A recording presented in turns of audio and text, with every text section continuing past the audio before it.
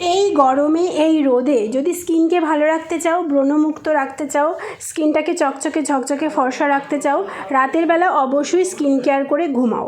তো প্রথমে আমি দেখো হিমালয়া ফেস ওয়াশ দিয়ে মুখ ধুয়ে নিয়েছি, কারণ হিমালয়া ফেস ওয়াশের মধ্যে নিম পাতা যোগ করা আছে। আর নিম পাতা কিন্তু এই গরমে স্কিনের জন্য ভীষণ ভালো, পেটের জন্যও ভালো।